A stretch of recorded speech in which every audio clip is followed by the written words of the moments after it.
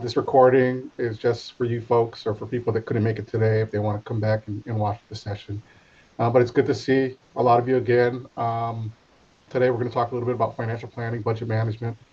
Um, I want to be sure I thank our supporters. Go Farm Hawaii is an extension program, but we're not really fully under the College of Tropical Agriculture's budget, so we rely a lot on private and grant funding for our program and to be able to provide these services. So I want to make sure that I thank them.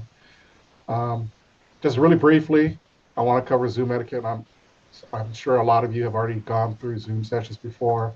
We're using the meeting format now. For larger groups, we would use webinar where your camera is off and your audio is off. This was a smaller group, so we thought we'd use the meeting format. So you can turn your camera on if you want to. You can leave it off if you want to. You can unmute yourselves if you have questions.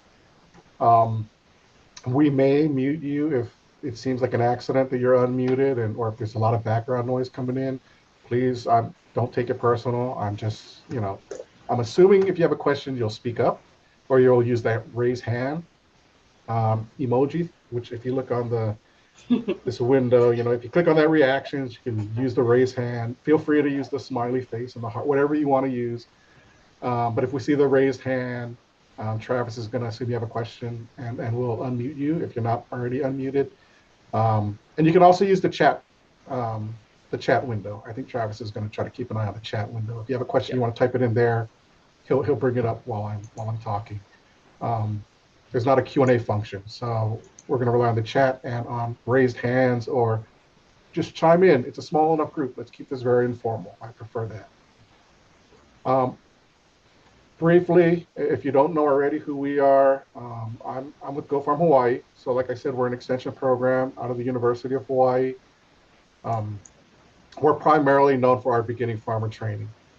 So it's a training program where we take people who might have an interest in starting a farm business, but they don't have the farming background, or people that might have experience home farming or home gardening, but they want to learn a lot more of the scientific stuff, like how do I do my soil testing, how do I check my water, my water pH, all that stuff.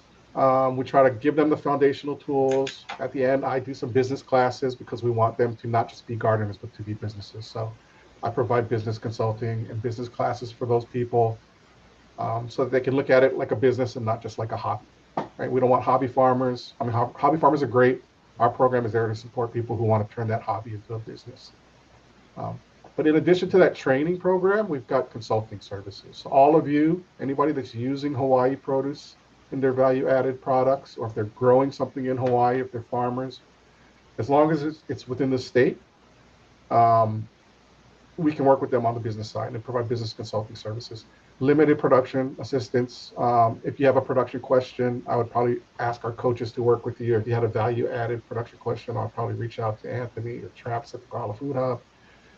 We do have some knowledge of value-added production in terms of marketing and some of the business side of it, but the actual process of creating, like doing the scientific, like how do I figure out the nutritional labeling, all that stuff, I would probably turn to somebody who does that full-time. This is the business team, so I just listed us there. That's our email addresses.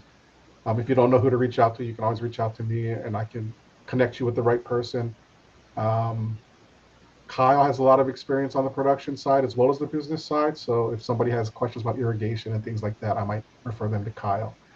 Alyssa and Pomai are really strong in the marketing and the market, the logo design side. Alyssa has a graphic design background, so she's helped people develop logos, but she can talk you through, hey, does that logo make sense for what you want to do? She can help you with Canva to create flyers or invoices, those kind of things.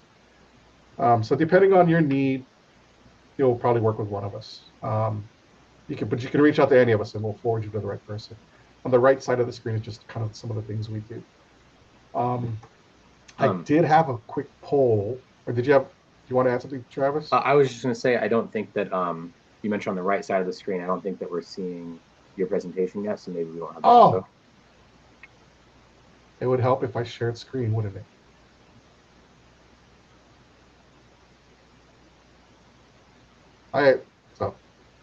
There we funders, go. Zoom, etiquette, the little emoji. Sorry, Trey, you should have stopped me early on. This is what we do, right? All good. And this is the information. All of the slides I sent to Travis, so don't feel like you got to jot all this stuff down now. Just keep your own notes for things that might not show up. There's a lot of text on some of these slides, and I didn't want you to feel like you had to sit there and take a lot of notes. So I made sure I printed them out, and Travis has all of the slides available to him. Yeah, well, we can send it out to the entire cohort. So Cool. I did have a couple of polls, but I mean, it's a small group. I don't know if the polls would make sense. If you want to, we can either do the poll or we can just do some round robins. But my initial poll question was, let me pull up polls.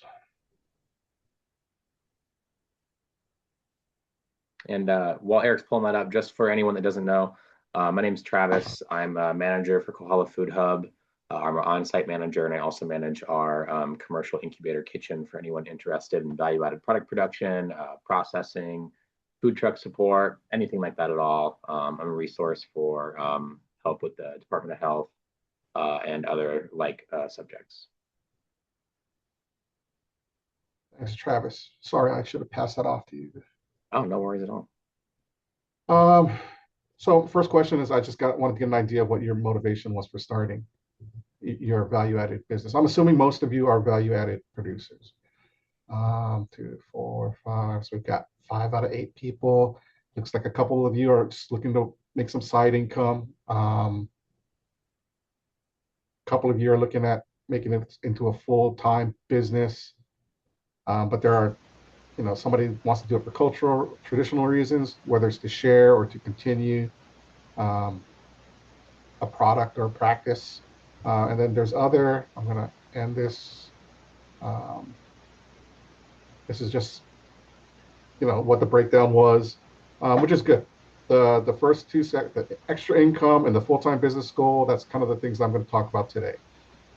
Creating local jobs, all the other three, the creating local jobs, the sharing the culture and tradition, and then I don't know what the other might be, but those are great also. And I don't want to diminish the importance of those kind of reasons for starting your business, but the business needs to support itself in order for you to do those things, right? Even though they might not be money generating things, you still got to make sure that the business is kind of generating cash to cover your expenses to continue to do those non-revenue generating things.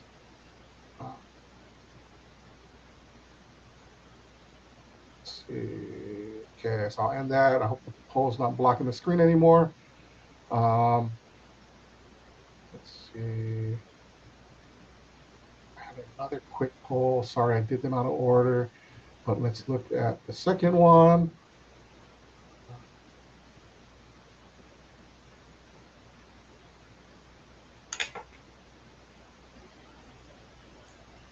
So for this one, I just want to get an idea of your background.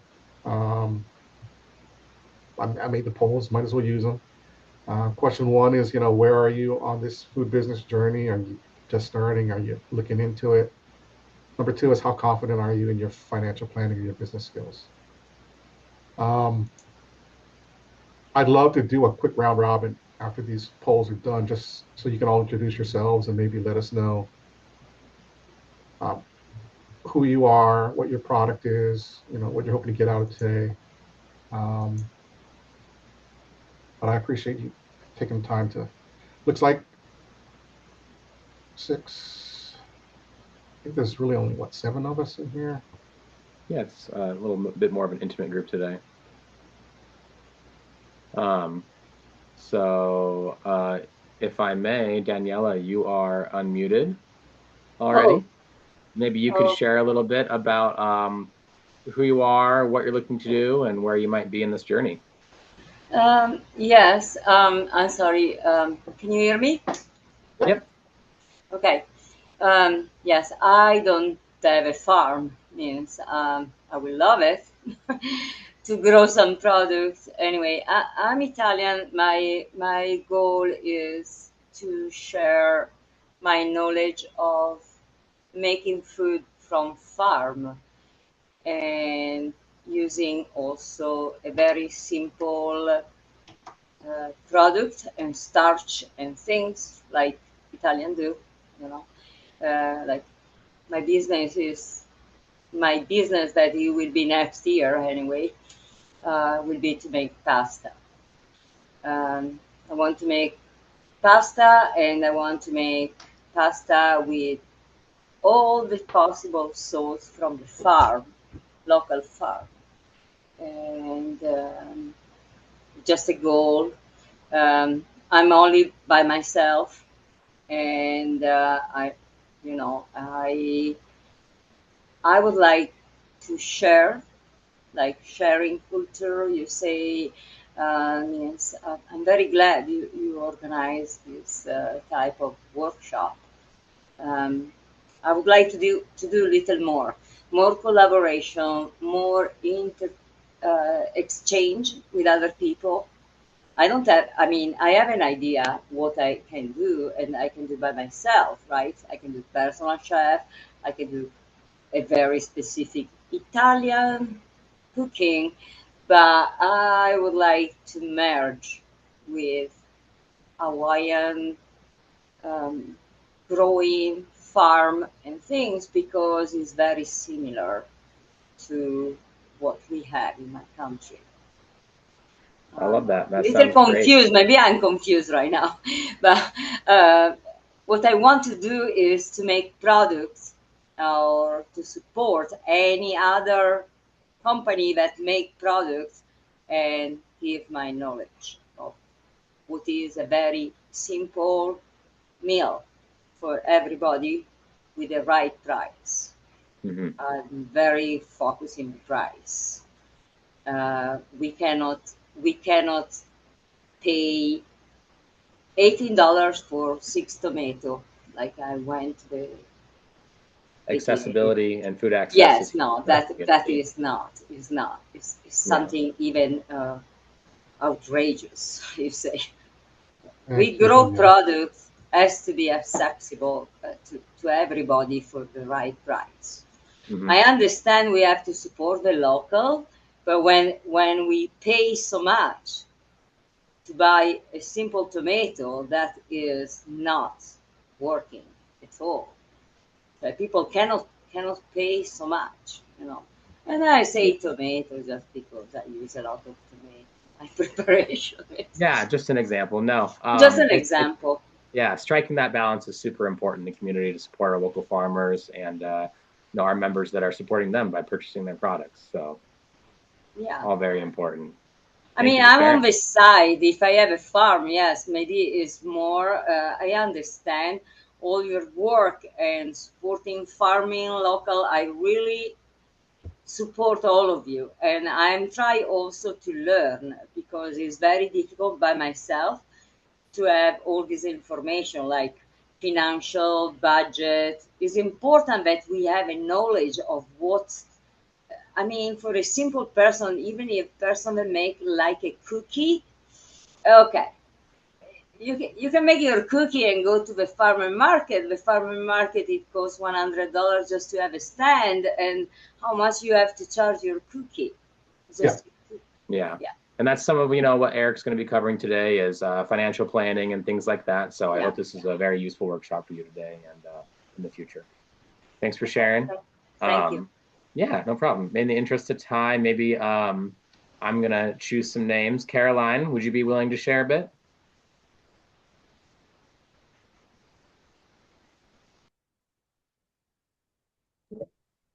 I'm afraid I don't have a lot. I don't really have a value-added product yet. This series just seemed like too good of an opportunity to pass up. Seems like a lot of knowledge, and I'm totally just getting started. Career in technology, probably retiring maybe in 5 years and maybe transitioning, getting some land and growing some stuff. So I'm really just scratching the surface and just seeing what I can learn. Good for you. That's great. Hopefully we can help you figure that out. Thanks. Wendy, would you mind sharing? Sure. Hi. So I have 5 acres in South Kona, and I'm fortunate enough to have my 30-year-old son and his son here. So it's kind of generational. And my niece also, who does a lot of volunteering like at Amy Greenwell Garden. And so she's learning a lot too. So we're into growing our own food and also growing enough food to share with the community and also grow food to sell. We have my son really likes growing rare tropical fruit trees, so we have a lot of weird things: hachachiru, stinking toe tree. We have ulu and timber trees, mahogany trees, and mamaki and moringa. And that's what we're mostly focusing on. And I like value added products. Like I really like pickling things. So we're putting in some small greenhouses so that we could grow cucumbers and beets and garden items also, and also dried fruits. We do have, we're kind of halfway there. You know, a lot of the trees are 3 to 4 years old planted. Of course, they're not bearing anything except for our Rollinia. We have 4 Rollinia, and Lucky you. oh my, it's so nice to walk out and see a yellow one and pick it and eat it. It's just the best thing in the world. So so we do have a agricultural building that's 20 by 10 that we plan on putting a sink in and having a place. Oh, and we have bananas to have a place to harvest and bring the food to. Wash pack station, great. Sounds like you're already kind of at least halfway there, figuring it out, putting things in place. Yeah, so my niece is volunteering for Kukua for the food basket. So we're gonna go do that too. They go out and pick harvest food. People can call and say, I have a avocado tree that's ready to be picked, and the food bank sends people out to pick them. And so she's doing that. So as a family, we're gonna participate in that so we can learn harvesting and you know, just there's so many stages to it. So I'm so happy to have these classes to learn from. Yeah, thank you for joining us today. Thank you. Jennifer, would you mind sharing a little bit? Yeah, hi. I attended the first workshop. The last workshop I couldn't attend because I was busy baking. So I started a bakery. I spent all summer planning, testing recipes, and I launched about 5 weeks ago. Congrats. So thank you. So just doing markets and events and anywhere I can get into, and I'm just here to continue to learn more, because if I knew it all, we would have $1 million business. so yeah, just any little bits of information, you never know whether it will apply to you or not. So anything, whether it's one little thing or 10 things I learn every workshop, all of it's helpful. So anytime I can get into one, I will be here. Great, thank you for joining us. Sounds like maybe we should talk after about your baked goods. Perfect. Cheryl, are you there and available to share? Yes. Good afternoon, Travis, and thank you so much for having this. Similar to all the ones who have talked before me, I'm interested in just learning, and I'm just basically getting started as well. I have not yet fully moved into the value added. I've just done, harvesting chili peppers and drying chili peppers, but I know once you start doing value added, there's additional things that go into that. So thank you for doing this, and I'm learning, and I'm also going to try a Rolina because I've never heard of that, but thank you. I think it was Wendy who talked about a Rolina. Yeah, Rolina, it's a wonderful piece of fruit. You gotta get messy, I'll tell you that. So I appreciate learning. So thank you for doing this. Yeah, thanks, Cheryl. Sandra, are you there? Hello. Hi, Sandra. Hey. Let's see. Sorry, I look a little crazy. I've been working on a farm. You look like you're at the beach. What are you talking Well, my husband and I have been farming here in Kapa'au for like 8 years, and it definitely has been a journey. There's so much to learn, when farming, growing food, processing, the business behind it and the value added. One of the things that I've learned doing this is that, farmers don't usually get paid very much for their products as compared to the effort that it takes to grow food. People don't appreciate how hard it is growing food.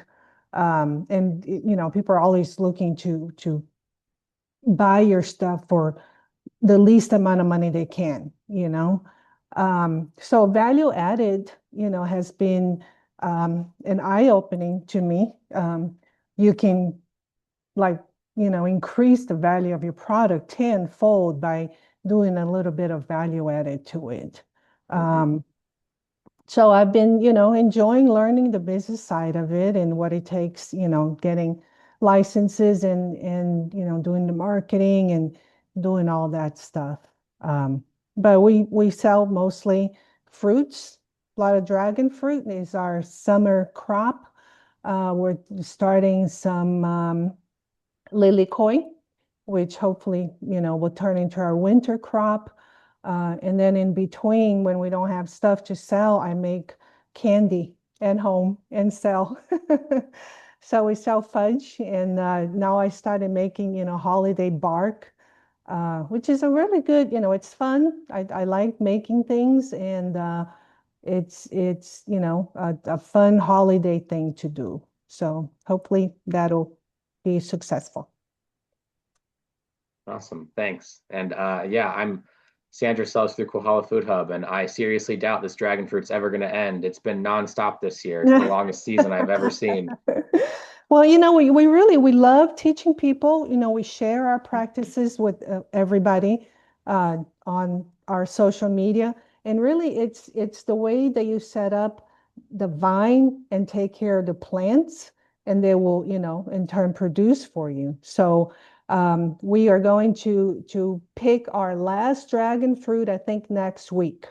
So it's been the longest season ever, and we've had over 600 flowers pollinated out of this trellis. So, amazing.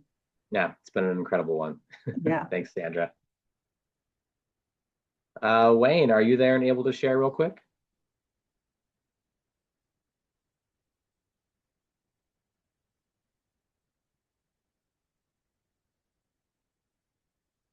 That's okay. If you're not available, maybe Nicole or O's iPhone.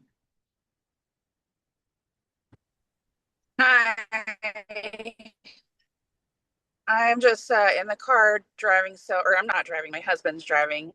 So I'm just listening right now. But I just wanted to say that I really enjoy coming to these classes.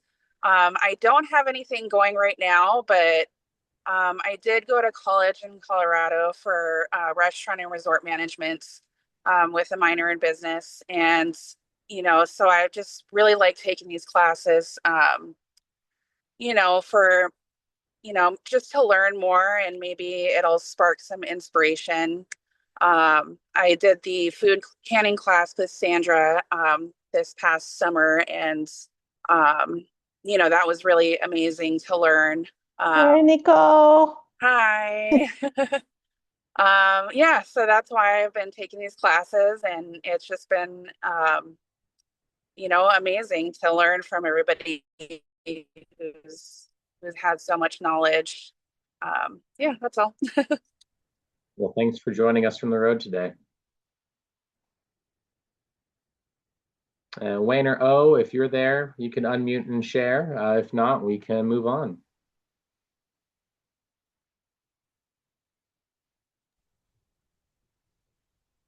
Okay, well, maybe you should take it away, Erik. Sure, thanks. And thank you all for taking some time to do these introductions. I think one of the best parts of these workshops or these kind of cohorts of people, it's the knowledge that you're learning, fine, but it's also building your network. Maybe you're doing something with dragon fruit and you didn't know that Sandra has a bunch of dragon fruit, and it's a good way to start building your network, seeing what producers are out there. If you're a value added, manufacturer, if you're a producer only and you're getting ideas of, hey, maybe I can talk to somebody who's developing, like, if Jennifer has a bakery that uses certain, fresh ingredients, it's another outlet. So these connections are a great byproduct of these sessions. So I appreciate all of you taking a little bit of time to share. I'm looking at the poll. It looks like we've got a nice kind of even split of people that are getting started. Somebody's already operating, people that are kind of in the early stages of their business. And it looks like we've got a few people that are very confident in their financial and business planning skills. And then there's a nice mix of the others that are somewhat confident, not confident, and are just not sure where to start. Hopefully we'll help the people that are not sure or not confident. If you are very confident and you've got a lot of skills and a lot of information, feel free to share it during class or during this workshop. I don't have an ego. If you disagree with something I'm saying, chime in or ask me why I think that. If you have something that you want to add, please feel free to add, right? This is for all of us to learn to get better. And hopefully I'm passing on some business skills and knowledge to you folks that you can take with you and use on your own. So what are we going to talk about today? I'm throwing up the agenda. We're going to start off with just a very brief discussion of production planning. I think that concept is important for everybody, whether you're a farmer who's not doing any value-added products, if you're a manufacturer of value-added products. The concept of production planning is important, and it serves as the foundation for the cash flow projections, which will be the next section. I talked about business plans in my last session, and the cash flow projections are something that is going to be an important part of that business plan, and it's usually the first place people look when they're looking at your business plan. So we're going to move on to some revenue business models, like who are you going to sell to, what outlets are you going to use, what revenue streams are you going to approach. Alyssa had a slide on that last time. We'll talk a little bit more about that. And then we're going to end with some pricing strategies, which is interesting. And finally, I'll talk about if you're thinking about raising capital, like what do you need to have in place, or where can you look? I'm going to end with some resources that are available for you folks to further kind of educate yourselves on the business stuff. But just starting off with production planning. Why is it important, right? The production plan provides the roadmap for your business, whether it's a farm or whether you're a value-added product manufacturer, whether you're a bakery. It's kind of the roadmap for what you think is going to happen over the course of the next 12 months, right? That's the production plan. A lot of farmers that I work with, they know in their head, what's going into the ground when, how much is coming out and when is that coming out, and where am I going to sell it? Where am I going to move it? You need to get that stuff down on paper. It's going to help you. It's going to help you manage people if you have to hire somebody to help you work. It's going to help you develop your business plans, but getting that production plan from your head onto paper is going to be key, right? Like I said, it's the foundation for developing your financial projections. So if you have an income and expense projection in your business plan, somebody looking at that is going to look at your production plan to make sure that what you're saying makes sense. Like, is what you're telling me you're going to do over the year equal what you're saying you're going to make in terms of cash in the year, right? They're going to always go back to see if it's supported. That little comment, you can't know how much you're going to make if you don't know how much you have available to sell and when that will be available, right? So planning out your production for the year can help you do that. What is my projected income after 12 months? Does that make sense? Based on what I need. Make sure it supports the goals you set. So if you've mapped out, hey, I think I'm going to produce this many jars of something or pounds of something this year, and I think I can sell it at X price per pound or jar, how much revenue is that? And then if one of your financial goals was to replace a full-time job, does that revenue look like it's going to come close to replacing that full-time job? If not, something needs to change in your plan. Maybe you need to realign your goals. but you can't know the financial information until you know the production information, right? So why do you want to do one?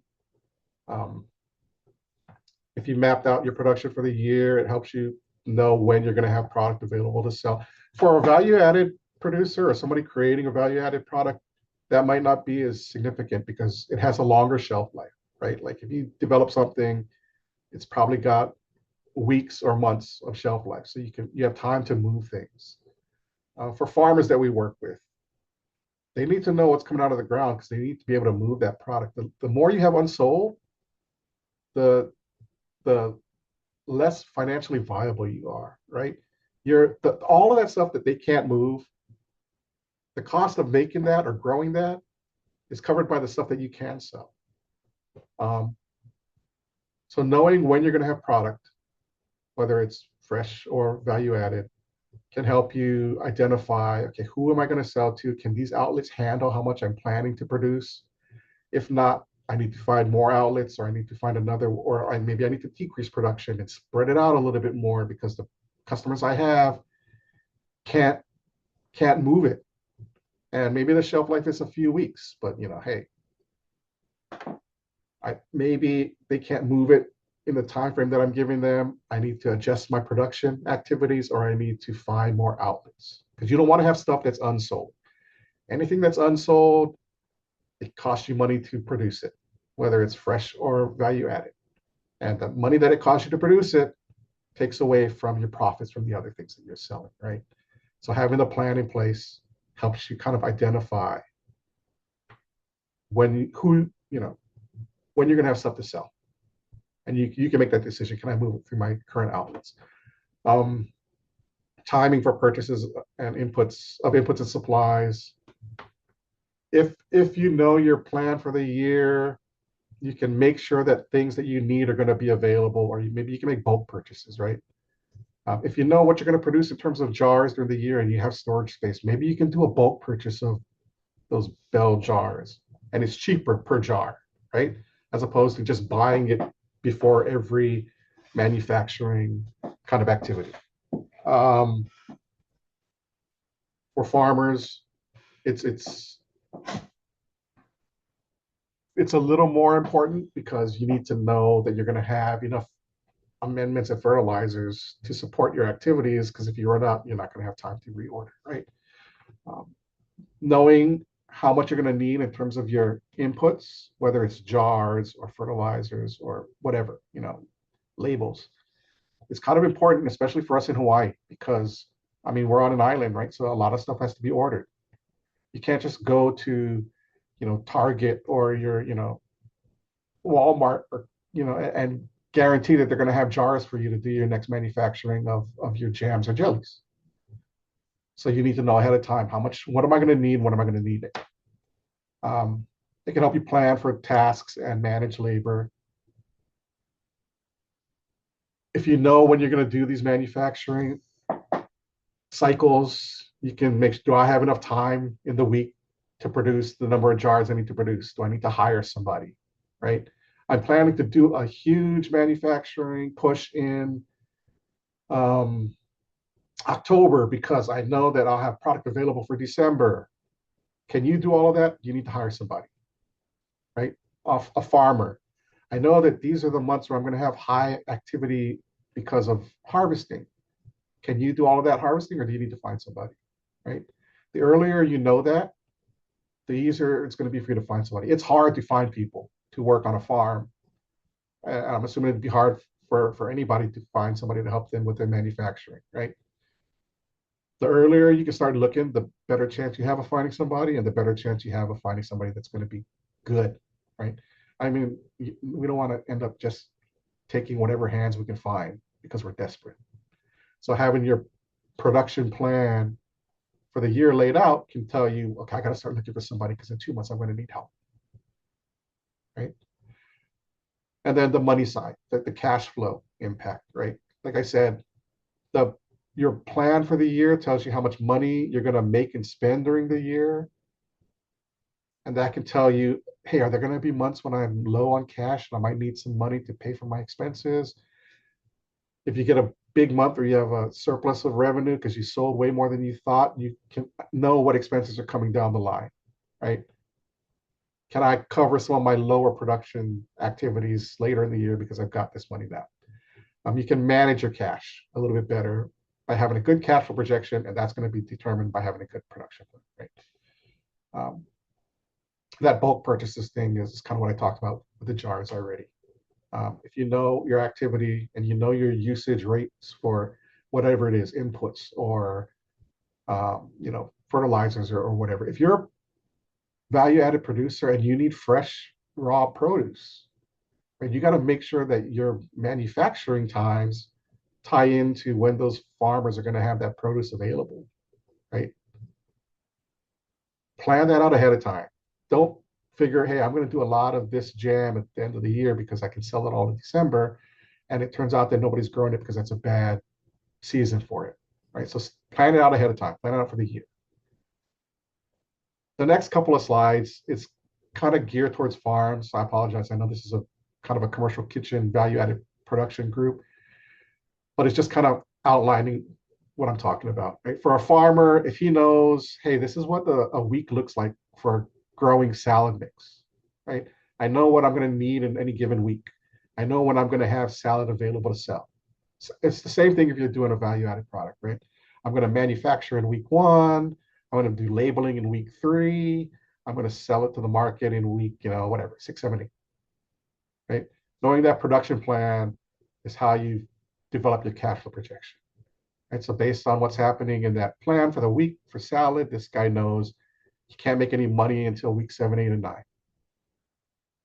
This person knows, hey, I'm going to have expenses in week 1 and week 3 related to soil amendments and seeds and pest management, right? So those are going to be a cash going out in those weeks. And what that tells you is it gives you like an ending cash balance.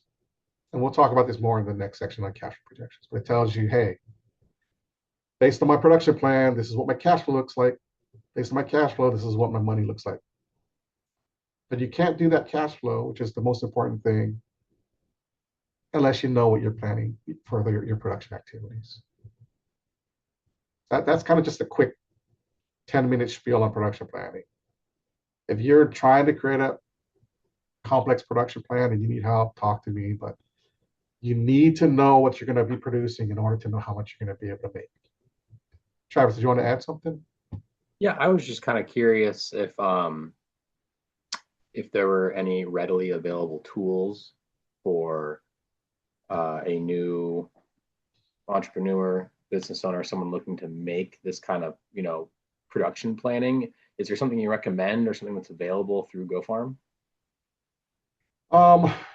For farmers, there might be some production planning tools out there. I don't know if I necessarily tell a beginning farmer to buy one of those tools right away. Spreadsheets are the best way, right? Learn how to use a spreadsheet. That's going to be, it's free. It's going to be, you can modify it to your situation. You can document in a journal, right? You can write in a journal, hey, lay out the months of the year. This is what I want to do every month. And then do your research. Am I going to have stuff available for those months? We don't have a tool or a template or anything, but we can help you build one. But I would say, yeah, a journal or a spreadsheet is a perfectly fine way to start your production planning. Great, thanks for that. Google Sheets is free, everyone. Yeah. Even a handwritten journal now, we were talking a little bit about AI before we started today. I mean, I think you can handwrite a journal, take a picture of that, feed it into AI, and it'll document it in a Google Doc for you.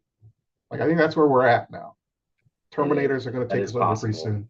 Don't trust everything it says, but it is a valuable resource. And I know a lot of people still like to document in a hand. We have an incubator who takes all of her field notes in a journal. But it's hard to go back and look at that information or to use it to do analysis if it's all handwritten, right? Because you're going to manually have to add things or look at dates. And if you can scan that and get that on a spreadsheet, it's going to do wonders for you and your analysis of that information. but you need to know your activities for the year, and you need to be able to tell somebody, I want to produce this many jars this year, or this many pounds of something this year. And that supports how much you think you can make. That's what we're going to talk about next, cash flow. So cash flow projections, right? A cash flow projection is basically the money coming into and going out of your business. It's very similar to like your checkbook, right? I'm hoping, I mean, I still use checks. Maybe that's talking about how old I am. I don't do everything digital. I'm not paying with my phone, or, I'm not tapping everything. I still have a checkbook. I still write checks to pay for my utilities. So in my checkbook, I've got a beginning balance. I've got, checks going out. I've got deposits going in. I've got an ending balance every transaction. So it's kind of like a record of my cash inflows and outflows during the year, right? So the cash flow projection specifically can help you forecast if you plan it out for the year, right? Like if you ask me to do that based on my checkbook, I could say, okay, I know every month I'm going to have this many dollars in utilities expenses. I know every month I'm going to have this many in electricity. I know my paycheck is deposited twice a month, so this is going to be this. I could do a cash flow projection on a monthly basis for the year for myself, for my household budget, right? So I can forecast what I think is going to happen during the year, and I can see, when am I going to have enough funds saved up in my bank account or in your business to make some purchases that I want to make, right? That's what the cash flow projection helps you do. It can help you manage deficits and surpluses. And by that, I mean, hey, back to that checkbook analogy, right? I know, hey, I got a lot of expenses in these months, so I'm probably going to have to find a way to get more money into my bank account prior to those expenses, or find a way to maybe spread those expenses out over different months so that I'm never going to be, if your bank is at a zero, I mean, you can write a check, it's going to bounce, you're going to have to pay a fee, right? If your business has no cash, you can't pay some of your bills. Maybe you can get away with that for a month, but after a couple months, you're going to be in trouble if you're not paying your bills on time, right? You're paying a fee, or maybe, I don't know, they don't turn off your electricity anymore. I've been late on my electrical payments by accident.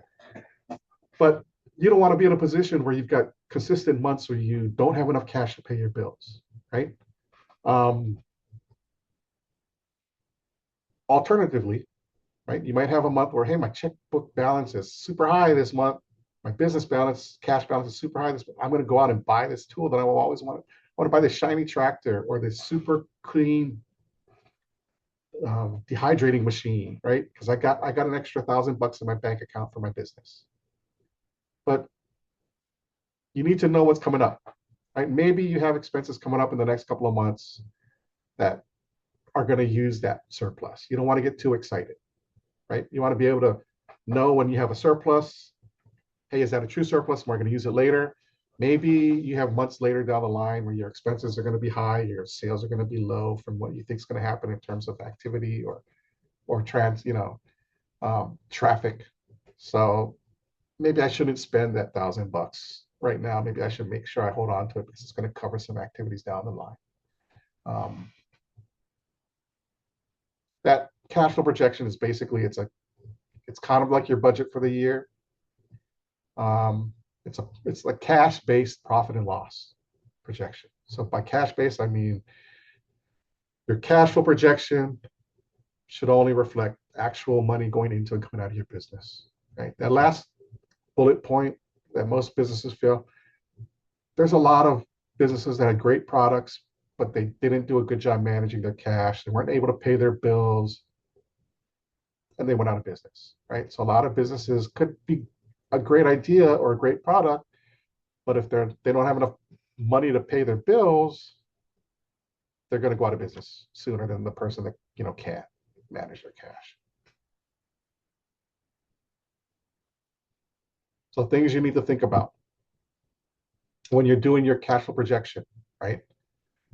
Can you sell everything that you're growing if you're a farmer, manufacturing or producing if you're a value-added producer, right? Can you sell everything you're going to produce, right? When you're doing your cash flow projection, you should only show how much you think you're going to sell.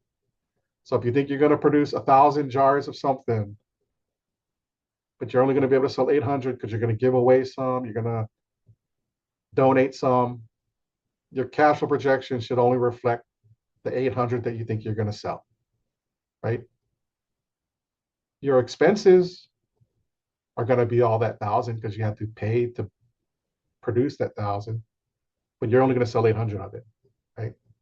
So your revenue should only be the 800.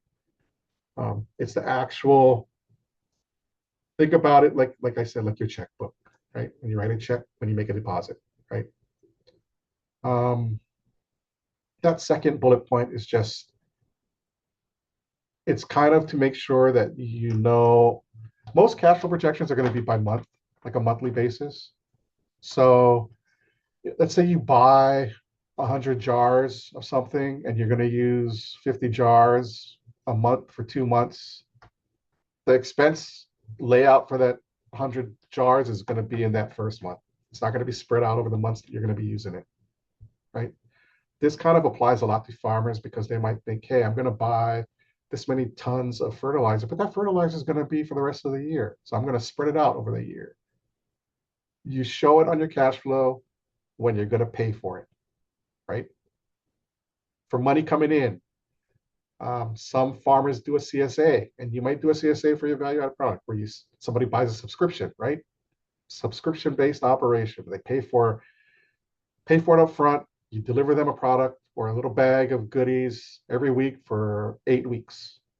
All that revenue should show up in the month where you're making that first sale. It shouldn't be spread out over 8 weeks. Does that make sense? You show the money when it's coming in and when it's going out, not over the course of when it's going to be useful. I mean, for accounting purposes, maybe you might want to do it but for cash flow projections, it's just a physical movement, right? Depending on your market segment. If you give people credit, maybe you make a sale and you're recording that sale, but you know they're not going to pay you for 30 days. Maybe there's a delay in the cash. That's not such a big deal. I wouldn't really concern yourself with that.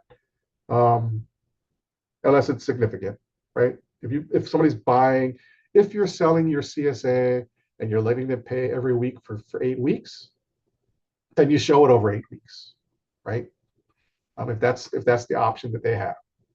An example I use for farms or for businesses is if you sell to like a grocery store, like if you're selling to KTA, I mean, maybe they're going to take, they don't pay you right when you deliver sometimes, right? You're going to give them an invoice and they're going to give it to their accounts payable department, and the accounts payable department is going to cut a check. So there might be a delay by weeks, maybe by months, right? If people have accounts receivable, because you deliver and you know that they're not going to pay you for a while, maybe you take that into account. But the reason I say it might not be a big deal is because it kind of is going to overlap eventually, right? Like maybe for your first couple of transactions, your cash is going to be delayed, but eventually if you keep selling to that person, you might deliver a product today, but they're paying you for the product that you did last week. So there's not really a significant cash flow impact. But again, it's going to depend on your situation. Ending cash should never be zero. We saw that on the example, right? If it's zero, that means you don't have enough money. So that's kind of what a cash flow projection is. I'm going to go into the different sections of it. And again, feel free to add something to the chat if you have a question. Raise your hand if you want to add something. But like I said, the cash flow projection looks exactly like your checkbook, right? You have a beginning balance that you start off with. You add in any sales or your checkbook could be deposits. You take out any expenses, your business's, direct and indirect costs, and I'll talk about what the differences between those are from regular operating. Sales and direct and indirect costs we say it's from regular operations. So from the regular operations of running your business, right? You add in, this is where it's different from your checkbook, right? Your checkbook, everything goes in or goes out. The cash flow projection, you want to separate out the stuff that happens all the time because it's part of your business from things that might be larger one-time activities, like purchase of a large piece of equipment with cash, right? You might want to make sure you separate that out. If you get a grant and you get like an influx of $5,000, you want to show that as not as a direct or indirect cost of your business, but as an other, right? And the reason you want to kind of separate those one-time, non-operational related activities is because if you're comparing year to year and you want to say, hey, I want to look at my cash flow from last year versus my cash flow from this year to see if I'm doing better. If you got a grant last year and you didn't get it this year, but you didn't separate it out, you might think you had 5,000 more in revenue, but you didn't, right? You got a one-time grant. So you want to make sure that you're comparing apples to apples. So you want to make sure that those larger non-regular things are kind of separated out so that you can compare apples to apples. Does that make sense? Do you guys see the difference? Okay, I'm going to keep going. The only camera I can see is Travis and Daniela. So if I see them shaking their head, I'm going to assume everybody's okay. Travis, did you want to add something? I think we're okay right now. Thank you. Okay. So revenue. I will ask you after. I All let right. you go ahead, and I have a question, but later. Yeah, Okay. I'll have a Q&A after every section. Yeah. The production plan is the only one I didn't, and then we'll stop. Yeah. No worry. Yeah. The hardest part people have with projecting revenues, which is the first thing we're going to talk about, sales revenues. That's why I have it in red. I should have said why that I circled it. The hardest part is figuring out how much they're going to be able to move, right? If you haven't sold something before, it's going to be hard for you to figure out how much you think you can sell going forward, right? If you're planning out, if you're just starting and you're creating, I keep saying jams, pickles, whatever. You're just starting, you don't necessarily know how much you can move, right? Until you start selling. And then maybe after a year's under your belt, you can look back at that year and say, hey, how much did I move in month one of last year? That's what I think I'm going to sell in month one this year, right? But you're not going to know if you don't have that experience.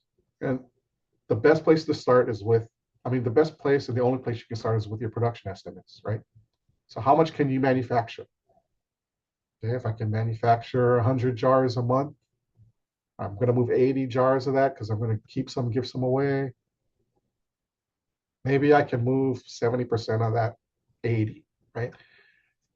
If you've never done it before, you got to start off with an estimate, right? So you got to know how much you're going to move in terms of units. And then you got to apply whatever the price is going to be depending on who you're selling to. So if you're selling to a retail customer, that's going to be a higher price point than if you sell to a wholesale customer, right? And I've got here some different sales channels. You might do a CSA, which is a subscription. People pay up front, they get a bag. We've all seen those subscription services. Retail is when you're selling directly to the person that's going to eat your product, right?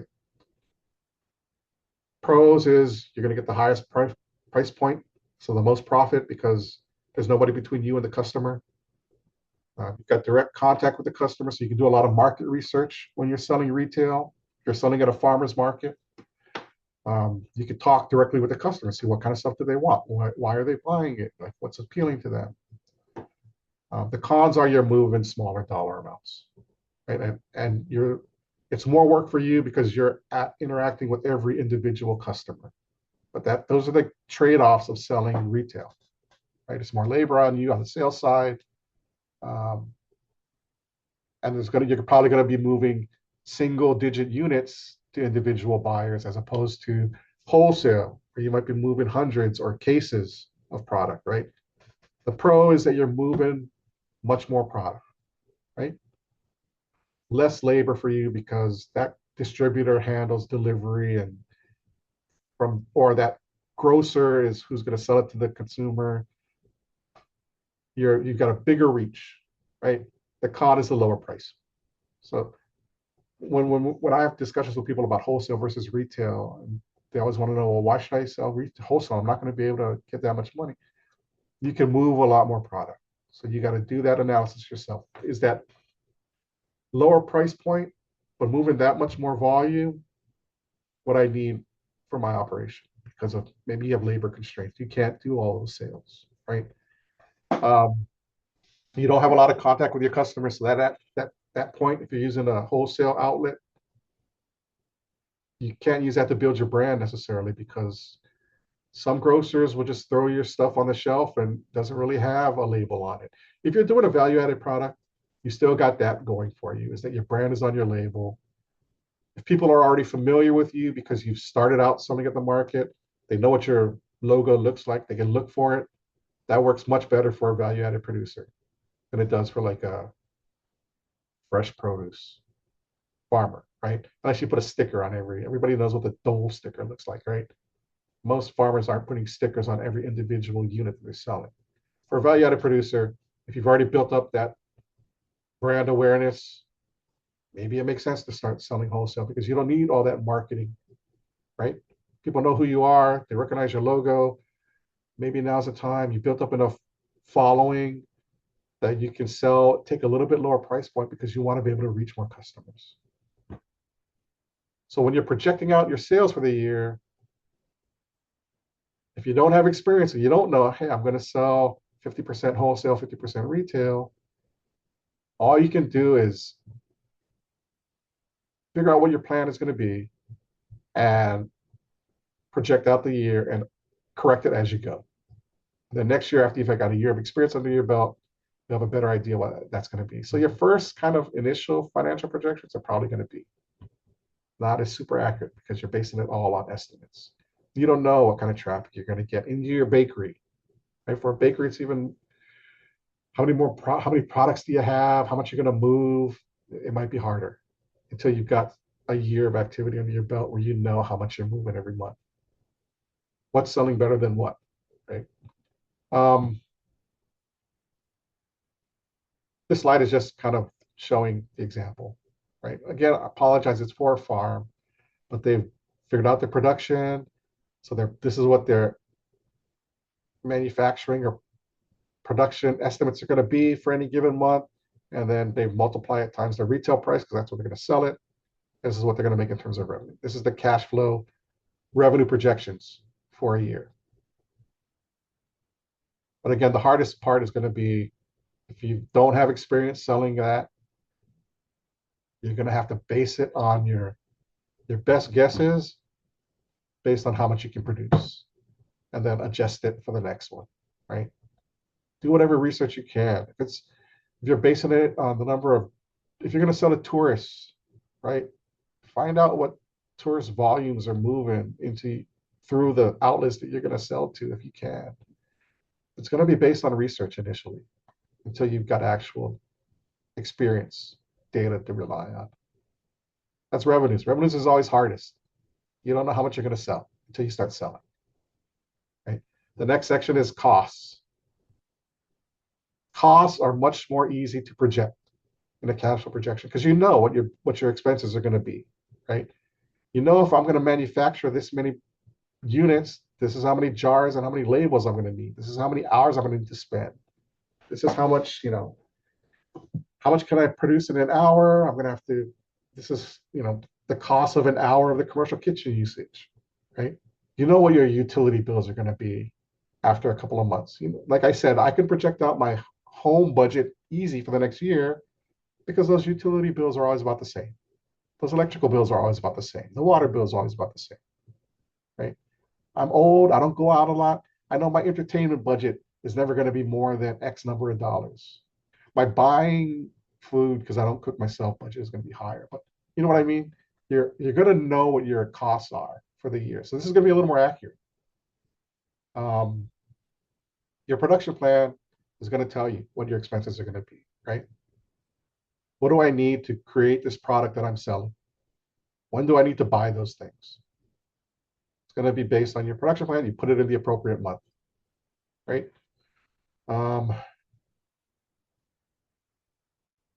Direct cost versus indirect. Right, here's another concept I want to make sure everybody knows. If you already know it, great. Direct costs are the cost or the expenses that go directly into creating the product that you're going to sell. So if you didn't sell that product, you wouldn't have these expenses. So a direct cost for a value-added producer is the ingredients that go into that product.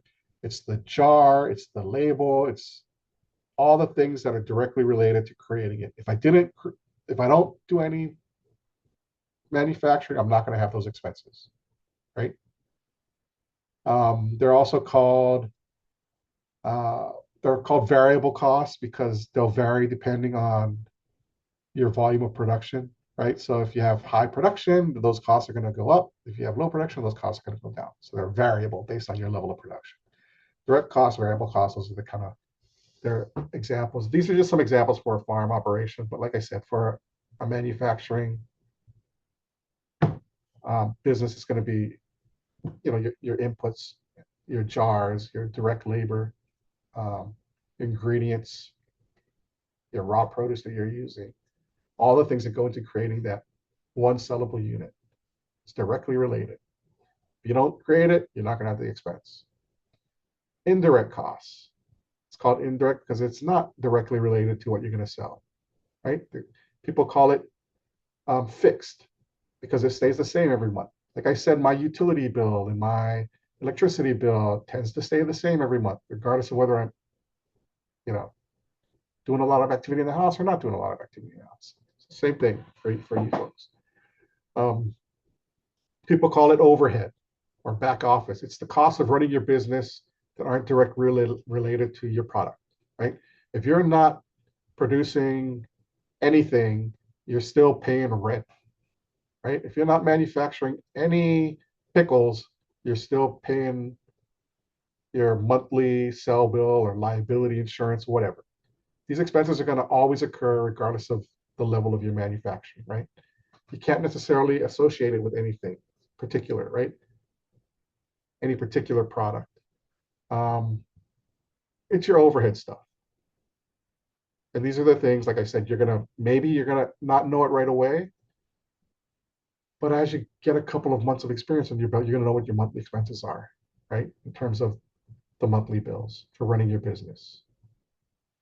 Things like your insurance I mentioned, your lease, website fees.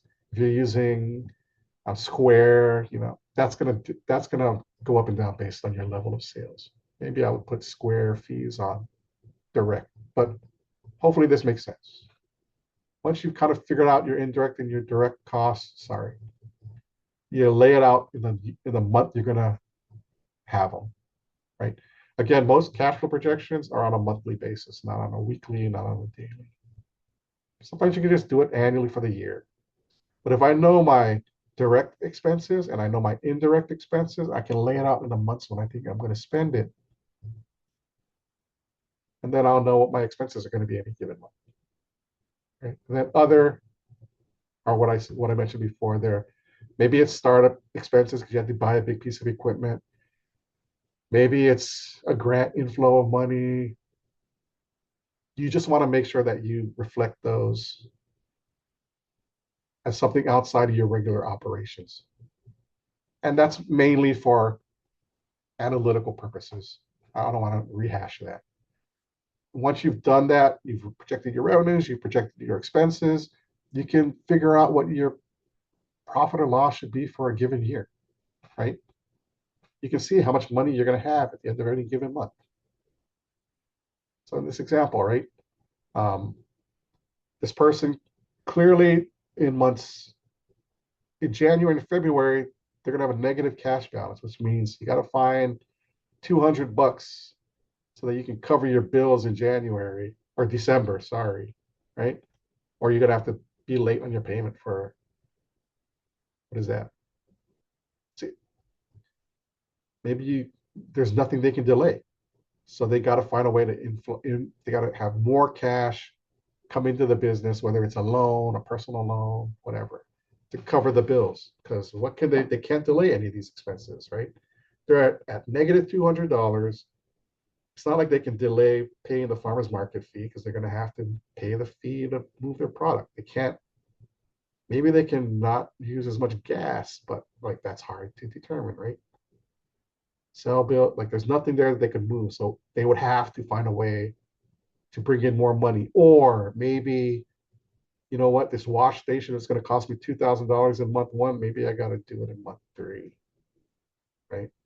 I got to find a way to make sure there's no negatives down here. Otherwise, that means I couldn't pay my bill, right? At some point, you're going to see that you have a steady state of I always have at least $2,000 in my ending balance. Maybe that means you could think about, is it time now to look at hiring somebody, or maybe I can take out a loan to buy a piece of equipment because I know I got a $2,000 balance every month.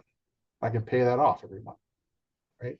It tells you what your ending cash balance is going to be. This is just what I just talked about, right? What does that cash flow projection tell you? Hopefully it can help you manage your cash for your business for the year.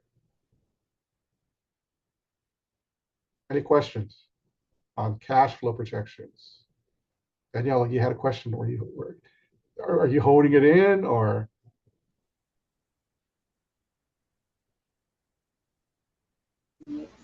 Oh, yes, for sure. I mean, how the producer can even plan to have all these expenses. I mean, it's just like depending on the type of products also. Yeah. It's not only related to produce in general. So you make a general explanation of how much cash flow you need to start this type of operation. Means I'm thinking about all these people that have maybe 5 acres and they start to grow dragon fruit, tomato, or whatever they are going to grow. Oh my gosh, they don't even think about the cash flow, I think, Yeah. right? And that's the danger, right? This is the dangers, yes. Yeah. Yeah. So, and a lot of people that we work with, like I said, when we first meet them, they've got a good production plan and they know what they're going to do in their head. But it's my job to let's get that down on paper so you can look at it and see, hey, how much money am I going to need? Oh my God, Yeah. yes. Thanks. Oh, okay. And Did you finish? Because I'm going to ask something just in the end. Okay, no, I have something that I want to discuss, but I don't know if it's the okay, yeah, we'll have central. an ending Q&A. Okay. Travis, did you have anything you wanted to add or ask? Yeah, I was just saying, maybe some of it is also research, as Eric's been talking about, looking at your costs, going to different stores, figuring out where you can get the best price, what you're going to be doing, trying to figure out all your different costs. No one should just be jumping into a business with the hopes that it all works out. It takes a lot of planning and a lot of research. And so I Definitely. think that doing all of that is really important before even beginning to think about purchasing some of these things and what that might look like. Yeah, definitely. Yeah, I know research isn't fun. I'm not here to say that you can't fly by the seat of your pants and succeed. I mean, it happens, right? Some people they're really good. They don't document anything. They don't record anything. They work off of, they just bring money in. Is it possible to succeed that way? Sure, right? But I'm hoping that you're more likely and you're reducing some risk if you plan things out and you do your research ahead of time. Like I don't want anybody to be in a position where they didn't even think about their operation and the potential expenses and the potential for revenues and then jump into it and something goes wrong, right? I want you to at least do your due diligence to make sure that this makes sense. Okay, go ahead, Travis. I'm just going to toss one more out there for everyone, Eric. You kind of touched on this, talking about getting, a personal loan or something, or investing in equipment, but like, are there any benchmarks that people should look for in the first year or first 2 years as they're, financial planning and looking at what they're going to be making? Is there anything that they should really make sure they're looking out for or tracking? I mean, again, it depends a lot on the operation. Because I was going to say, hey, your benchmark should be you want to be profitable by the end of the year. But like if you're doing an orchard operation, that's not going to happen, right? Because maybe the tree takes 3 years. So it's going to depend on your operation. In terms of profit margins, I mean, I think depending on where you're selling, um, like 40 to 50%. So for every dollar that you make, 40 to 50 cents of that is money that you put in your pocket. But I mean, those are benchmarks that it's going to take a while before you reach that point where you're looking at it. I would say that your goal should be to if it's a product that you're going to produce and sell immediately, your goal should be to hopefully, again, it depends on the scale too, right? Mm-hmm. But I would say profitability should always be what you're looking at, right? And selling as much as you can of what you produce should be kind of things that you're shooting for, right? There's no other questions. The next section is kind of revenue or business models. I'm going to fly through this because I think we kind of talked about it a little bit in an earlier slide. Alyssa kind of alluded to it in one of her slides. But your business model is going to come down to who you're selling to, right? You're either going to be selling retail, you're going to be selling wholesale, or you're going to, and there might be other alternative ancillary kind of revenue streams that aren't traditional to your business, right? I have direct and indirect. It's just, I should probably take that out because it confuses when, like direct and indirect costs. But retail is when you're selling directly to the person that's eating your product. Wholesale is when you're selling to somebody and they're going to resell it, right? It should be straight. I mean, that should be straightforward. If the person that you're selling to isn't going to eat your stuff, it's a wholesale customer. I had the question come up about if I sell to a restaurant, is that a wholesale customer or is that restaurant a retail customer, right? My understanding is that that restaurant should be a retail customer because you're selling them fresh, raw produce, right? Oh, no, let me think. It's a wholesale. But it can depend because they're changing that, right? They're changing that product substantially into something else. So maybe they're wholesale. Like restaurants are kind of iffy. Most of the times, if you're selling it to somebody and they're changing it and they're selling it to something else, you would consider them retail. But sometimes they're not changing it significantly. It's a wholesale. So it depends on your situation. Depends on your product. But anyways, I hope I didn't confuse anybody. But restaurants are always kind of on the bubble, just to let you know.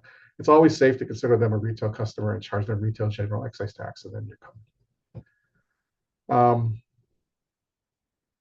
The next few slides, or the next couple of slides, are just some comparisons. So like for retail customers, we already talked about the fact that the volume of units that you're going to move is low, right?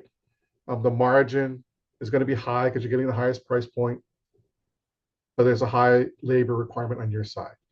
And these are just some important kind of notes about each of these different streams, right? If you're selling direct to consumer, you need to think about appearance. You need to think about the appeal of your packaging. You need to make sure you're collecting feedback because that's where you're going to get the most customer interaction. These are specific to different outlets. Just some notes or things to consider. Farmers markets, there's going to be a fee related to that. If you're selling through a farmer's market, keep that in mind.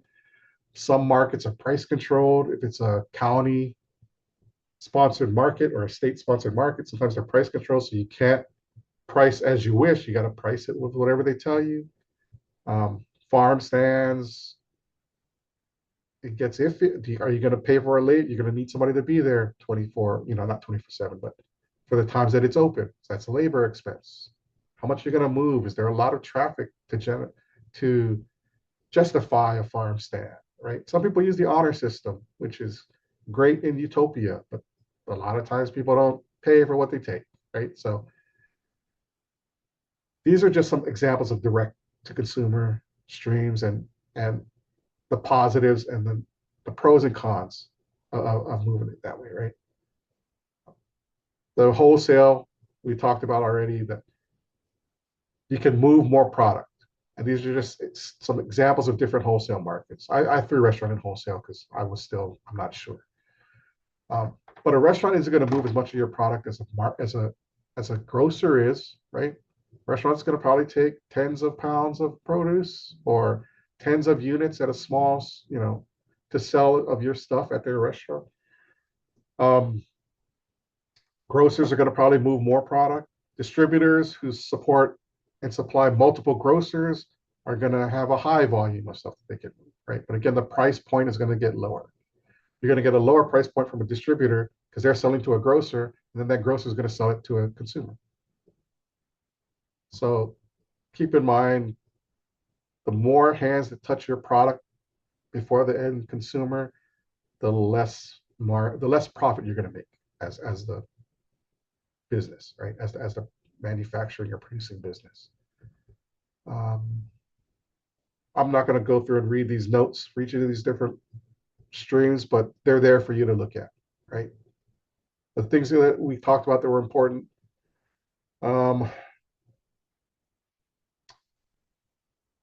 It's going to be a lower price point. You're going to have less direct interaction with your customers, so there's going to be less marketing opportunities for you. Ancillary is just other kind of non-traditional ways of selling product, right? Value added for a farmer, that's an ancillary stream, because I think Wendy mentioned, right, that Sandra mentioned that they've noticed that value added products are a way to utilize and get a higher price point for their unsold produce. For a farmer, that's kind of it's not within their normal line of business. It's another way of generating revenue for their farm. If you're a value-added producer, I mean, that's not going to be an ancillary revenue stream for you, but maybe an ancillary revenue stream is, travel pack size. That's not your typical thing that you're going to sell or produce, but maybe you're thinking, you know what, I can get more money, or I can generate revenue if I sell products at the gift shop at the airport. I can make travel packet sizes that people can take on a plane. Right? That might not be the core product of your business, but that's another stream that you can utilize to start selling and moving product. Ag tourism, right? You might be a value added, you might be making chocolate, right? I don't know if we've all, but I visited the Big Island Chocolate Company, where they've got, ag tourism is that whole thing, right? People are coming in, they're watching through the window. That's an ag tourism isn't the core of the Big Island Chocolate Companies when they started out their business, right? That's an ancillary revenue stream, but I'm sure they're making a lot of money on it. So it's probably core now, but that's another way to generate revenue for your operation, right? You pick is more farm related, right? Or if people pay, they come, they pick. I don't think you would do that for a value-added product, but these are just some revenue streams, some revenue models that exist out there for ag businesses. I don't want to spend a lot of time just reading what's on the slides.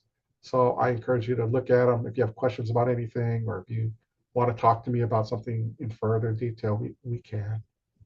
But I want to move on to some other sections just because I know the time's going. Does anybody have questions about anything up to this point? I've got like 2 or 3 more sections. Travis, I don't know if you had any prompts that you wanted to ask me so far related to cash flow projections, business models, production planning. I've kind of got a couple of those out already, so I think I'm okay to move on to the next section. You are, yeah. If no one has a question right now. All right. So the next section is kind of fun to think about, right? Setting the right price. What's the strategy to use to set the right price? And why is that important? Clearly, setting the right price helps ensure that you make money. Okay? Again, I know we want to make things affordable, or we want to make sure that people can buy the produce that we're selling or the products that we're selling. You got to make sure that you're selling it at a price where you're at least making enough money to cover the manufacturing or the production. We talked about businesses failing because they're not managing cash. Businesses can fail also because they have a great product, but they're not charging enough for their products that they're selling or their services, right? It costs them more to make it than they get from selling it. I mean, that's a recipe for a disaster, right? If it costs you more to make this jar of jam than you're getting by selling it, you're definitely going to run out of money fast and go out of business, right? So setting the right price is always going to be key to making sure that you make enough money, right? How do you set price? There's three kind of common methods. It's cost-based, there's competition-based, and there's customer-based, right? Talk about each of those. Cost-based is when you figure out how much it costs you to produce something, whether it's a jar of jam or pickles, you figure out how much it costs you to produce it, and then you add a markup percentage to it, and then you come up with a price, right? That's cost-based. It's good because if you're including all of your costs, it ensures that you're making money every time you sell a jar of product, right? And I say that you got to make sure you're incorporating all of your costs, because people might not include labor as a cost component because they're doing it themselves, right? But if you hire somebody else to do it and the labor becomes a cost component, it's not like you can raise I mean, labor is sometimes 50% of your expenses. Like if you're not including some kind of labor component, and then you get to the point where, hey, I need to produce much more, I need to hire somebody, you're going to have to raise your prices significantly to cover that labor component that you're going to have now that you added somebody. So if you're doing a good cost of production, you're including all the costs, and you're pricing it based on that, you can guarantee that every time you sell it, you're not losing money, right? That's for one unit, right? You got to keep in mind that you can't just sell one unit at a price over cost, and that doesn't guarantee you're going to be successful if you don't sell the other 99 units, right? But it's at least showing you that if I sell everything that I made, I'm not losing money. If I don't sell everything I made, of course you're losing money because you produce things that you didn't sell. A disadvantage to cost-based pricing is, hey, maybe that markup over your costs is not the amount, like people might be willing to pay more than that, but you don't know because you're just figuring out your costs, you're adding a markup, you're charging that. Maybe it's a super popular product and people are willing to pay twice as much. That's money you're leaving on the table because you're just basing it on cost. It doesn't account for intangible things like, hey, a jar of honey in a super nice jar, maybe there's perceived value and a customer's willing to pay twice as much as they would for the regular jar of honey, right? And that jar only costs you a few cents more than a plastic honey bear packaging, right? There's perceived value, it's intangible. Cost-based pricing doesn't take that into account. So cost-based pricing, also, I like to say for beginning operations, basing your price on cost is kind of hard because your costs are probably not where they're eventually going to be. If you're manufacturing something, as a beginner, you're not super efficient in making sure you use every ounce of that raw produce to create that jam that you're creating, right? You're going to lose some in the bottling process, or maybe some of it's going to be not the right texture or color because you're learning how to produce. So your costs to produce are going to be way higher as a beginning business. If you're a beginning farmer, like I said, maybe you're not producing as much in terms of pounds as you should on that field because you're not a good grower yet, right? Your cost is going to get better as you get more experience. So basing your initial pricing on your cost, maybe your cost is overestimating, right? The next example of pricing is, so that's cost-based, there's competition-based. Basically, this is market prices, right? You look at what people are selling your product for at the market, you're gonna price your product at a similar price. It's most often used when you're dealing with similar products. If you have something unique that nobody else is selling, you're not going to find competition that's selling it, and you're not going to be able to market or price your product at the same similar price, right? Most people, when they're doing pricing, are using competition-based pricing or market pricing. They're going to the market, they're seeing what other people are selling, they're pricing it, hey, everybody's selling salad mix at X dollars per pound. I got to sell mine at about X dollars per pound and nobody's going to buy it, right? It's easiest. It's the easiest to figure out because all you got to do is go to the market. There may be opportunities to differentiate. If everybody's selling it at $5 per jar, and I sell mine at $4 per jar, maybe I can get people to buy mine. But that's also a disadvantage because the more competition there is, the prices, if people take that approach and the prices drop, that's not good for the market. That's not good for the industry. That's not good for you as a business, right? Sometimes everybody else is producing it much more efficiently than you. They've got inroads to bulk purchases of packaging. If you're going to go in at that price, maybe you're not going to cover your costs because it costs you more to produce than it does them. Maybe you're nicer, you pay more for your produce, or you're buying more quality ingredients. If you're just basing it on the people that are using generic ingredients, maybe you're not covering your cost to produce, right? So there's that danger. I always tell people, like, if you're just starting out, you're going to price it at market prices naturally because you can't be a new business just entering the market trying to sell your product at a higher price point than everybody else, right? So sure, you're going to start it off at market prices.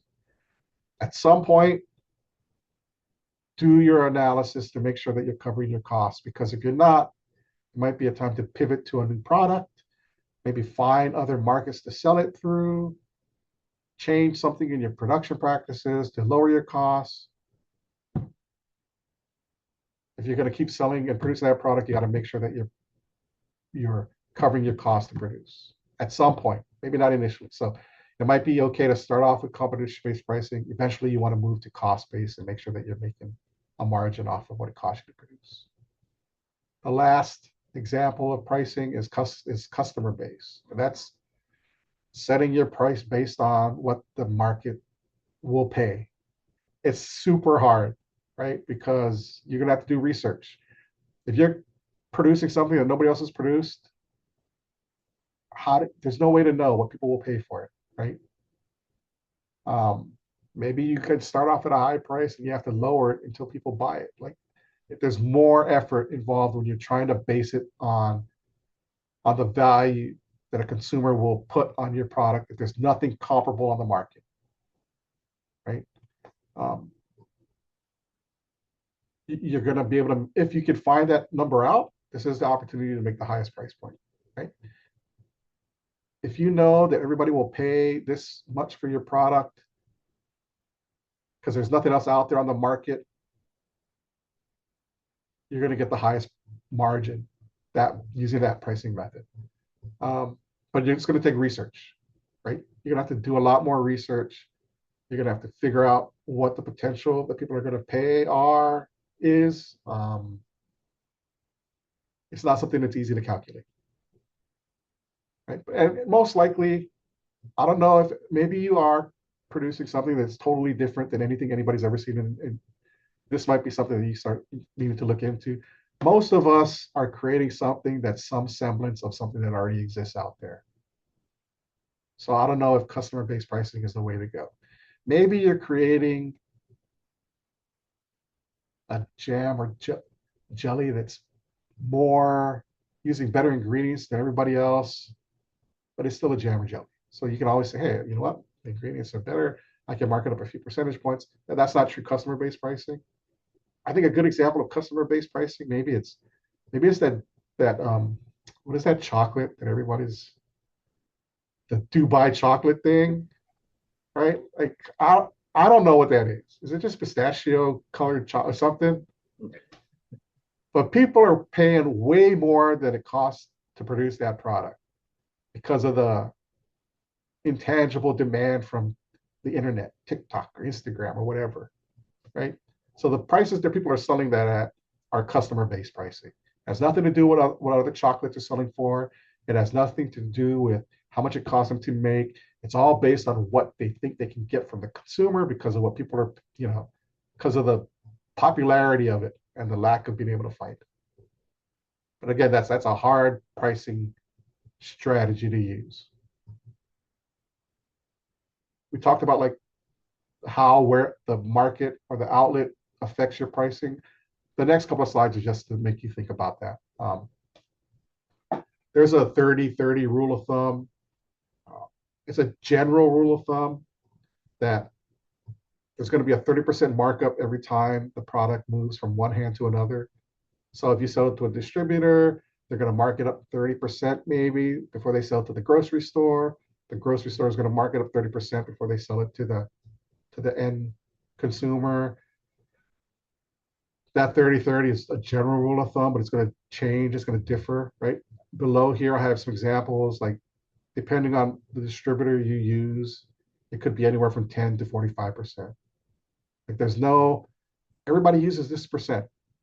It changes on this, like if it's a food friendly distributor like the Food Hub, right?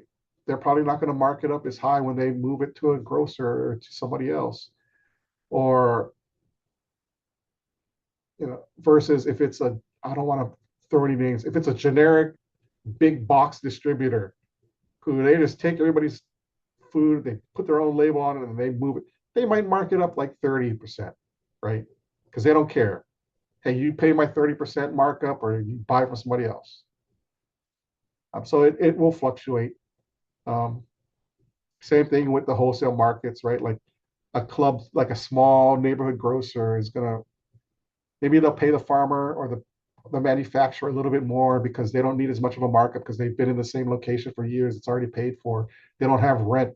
So maybe they mark it up, like they can buy it from the manufacturer for less or for more, sorry, and then mark it up at 20% versus 30% because they don't have the overhead expenses.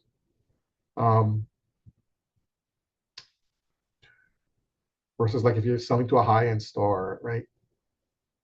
They might have a higher percentage that they mark it up, they sell it to the consumer. It's going to differ, but it's always within that 30%. If you use 30% as your general rule of thumb, you're probably close. And when you would use it is if you want to figure out, well, how much can I have pharma here, but it could be manufacturing.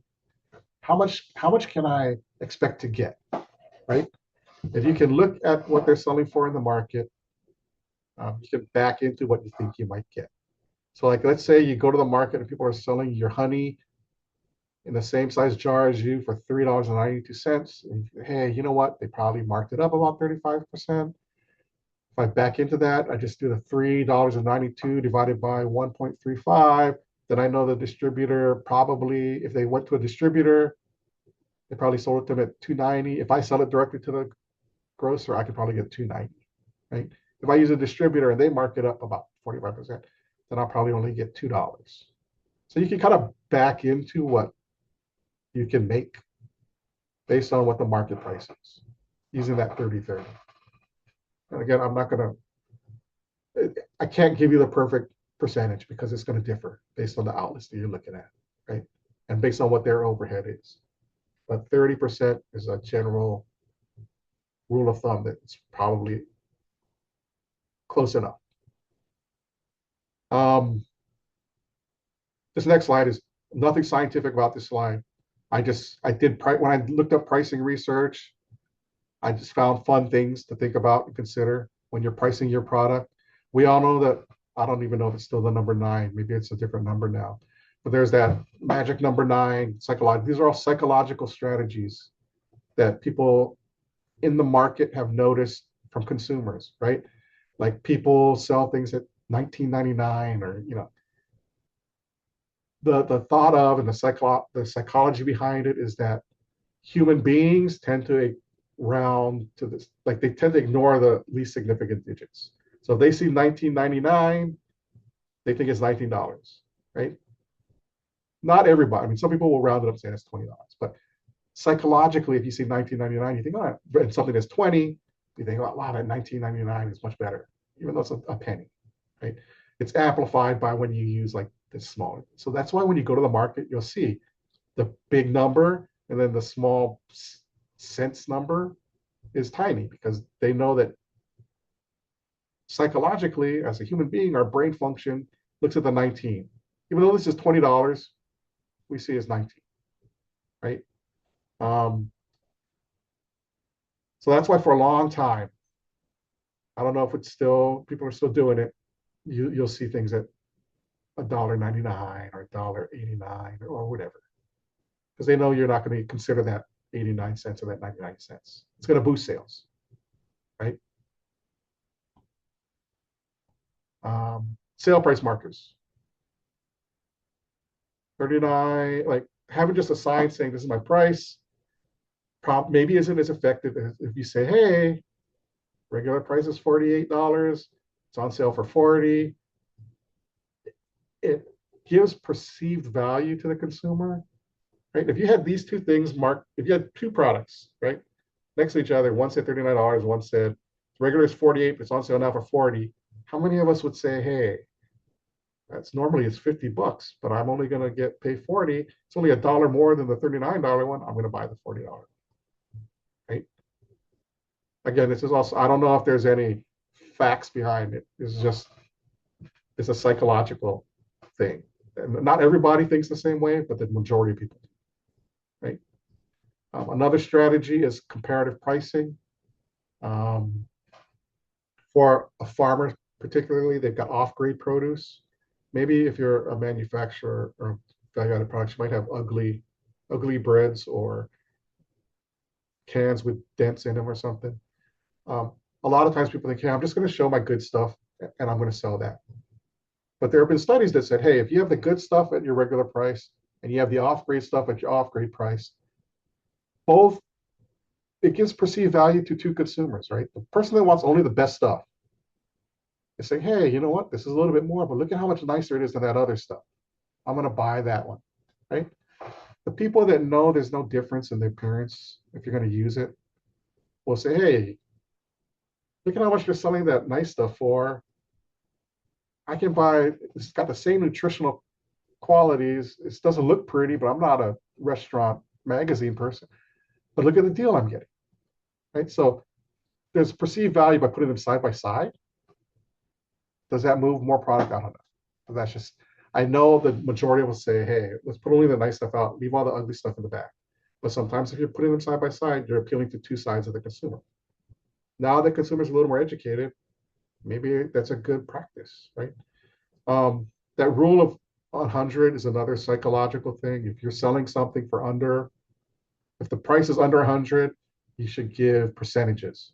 So say if you're selling something for $100 and you want to get 25% off, it's better than saying $25 off, right?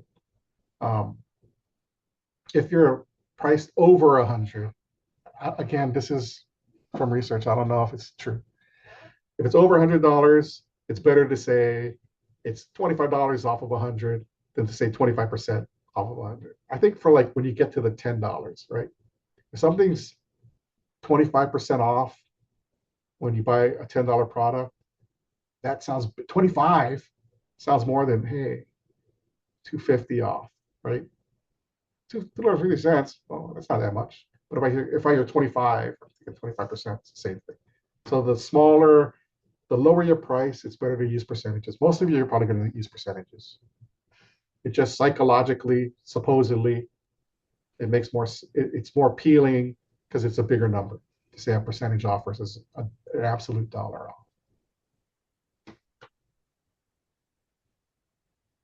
So, things to keep in mind. Dory, I see your question. I'll address it in a second. In reality, your pricing is probably going to be a mix of all of these different things that we talked about: cost-based, competition-based, customer-based. It's probably going to be a mix. It's going to depend on your product. My objective is for you to just keep thinking about pricing. Don't let pricing go to the wayside. I know I've worked with businesses who haven't raised their prices in years. And I'm like, hey, how can you still be surviving? All of your expenses have been increasing and you're not thinking about pricing at all. Like, you got to think about it. All of your inputs, all of the things that it costs you to produce that product are going up. And if you're not raising your price accordingly, all that means is your margin is going down, right? At some point, you want to do that cost of production analysis. And then make sure that your pricing is in line with your goals for for your business, right? Like I know people want to do affordable. Make sure that if you charge affordable prices, you're still covering your cost to produce. Because you can't offer the affordable stuff if you go out of business, right? So you got to at least make enough to cover the cost for you to operate. If your margin isn't where you want it to be, or if your price is lower than your cost to produce, make sure that there's another reason for why you're selling it. Like there are things that are called loss leaders, right? It's cost that they're selling it at is probably not more than the cost to produce it, but it drives traffic to their business. So there's a reason for continuing to produce it other than just profit margin, right? An example I use on loss leaders is like rotisserie chickens at Costco, right? Costco sells rotisserie chickens. They're super cheap. Everybody buys it because it's easy. It's an easy dinner. You just buy it, you take it home, you rip it apart, you feed it to your family. They're probably not making it. It's probably not the highest profit margin product in their inventory, right? But they're always going to have it on their product list because it drives traffic, right? Where is the meat and that chicken section in Costco? All the way at the back, right? You might be going in for that cheap chicken, rotisserie chicken that they're not making money on, but you're walking through the whole store to grab it. You're walking through the whole store to get out. And they're hoping that you're going to buy something on your way in and way out. So even though they might not be making a lot of money on it, it's driving traffic, right? Same for like the $1 hot dogs. Like they sell a cheap hot dog in the front, and I guarantee you they're not making that much money on it. But what it's doing is it's bringing people into their parking lot. If you're already at the parking lot for a $1 hot dog, you're going to go into the store and shop. You're not going to look for parking just for that hot dog, right? So it's driving traffic. Even though it's not making a lot of money, it's bringing people that are going to spend money on something else. So keep that in mind when you're thinking about pricing.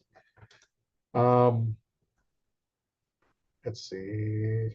Again, there's some other bullet points here. You can look at it. I want to answer Dory's question. Let's see. The math. You divide the price by 1 point, whatever the percentage is. So like if you think, hey, they're marking it up 30%, they're selling it for $3. 3 divided by 1.3 is going to be what they probably got for that. And for anyone that hasn't seen the question that Dory posed in the chat, she was asking how you'd figure out the markup percentage and what the original cost was for an item wholesaled to, a retail store or something. So her example was, if they're selling it at $5, how do I figure out what it was purchased at if there's a 35% markup? Yeah, so you would just divide it by 1.35. So whoever sold it to the grocer or whatever probably got $3.70. It's just divided by, you add a 1 to. I'm not a mathematician, so I mean, I know if you put the calculation on the paper and then you got to divide it by 1 and flip it. Like if you go back to high school math or whatever, you could probably figure out, but it's just 1 point per percentage. Caroline had to go. Thanks for joining us. That's all I have for pricing. Does anybody have questions about pricing? I've only got 2 sections left in 12 minutes. I want to make sure that I cover them. Financing, raising capital. Everybody needs money. Everybody wants to find money to run their business, right? Biggest things I would tell you is to know how much you need, right? Like I've had a lot of people come to me and say, hey, Erik, I need money. I need to get money from a bank. I need a loan or I need a grant. My first question is how much? Because that's going to tell us where you can go, right? If you need $5,000, that's a different lender than somebody, or if you need $1 million, right? So let me know or identify how much you need. I would say break it down into projects. It's easier to say, I need $5 million for my business, right? Or $1 million for my business. But do the extra work to say, okay, well, why do I really need $1 million? I need 200,000 for operating costs because I know I'm gonna have to pay labor. I need 500,000 for equipment and infrastructure. Like break it down into manageable pieces because you might be able to find something to support some of those pieces, but not all of it, right? Cash flow projection is a great way to determine how much capital you'll have to pay back any loans. Make sure you're keeping good financial records because if you go to Farm Services Agency or somebody like that, Department of Ag, they're going to want to make sure that you're keeping good records before they even let you apply. So know how much you need is I guarantee you that's the first thing I tell people when they say they need money.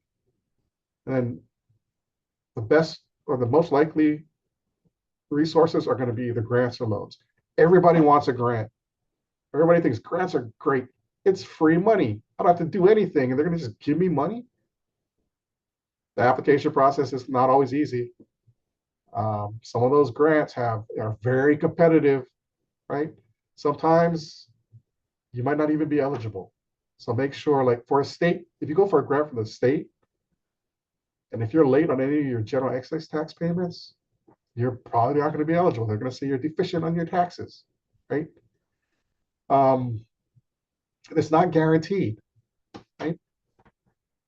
Sometimes it takes forever to get it, right? Like if you need money to cover your operating expenses, it's hard to rely on a grant because you might not get it. And sometimes even if you get awarded the grant, hey, I applied for it in January, they reviewed it and picked the winner in April. By the time you get the check, it's June, 6 months after you needed that whatever that money was, right? Grants are great for projects that aren't like crucial to operating your business.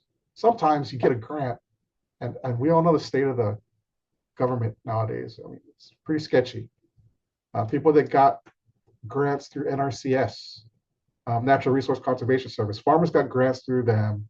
They started conservation practices, and then the grants got recalled because of whatever, the shutdown or whatever.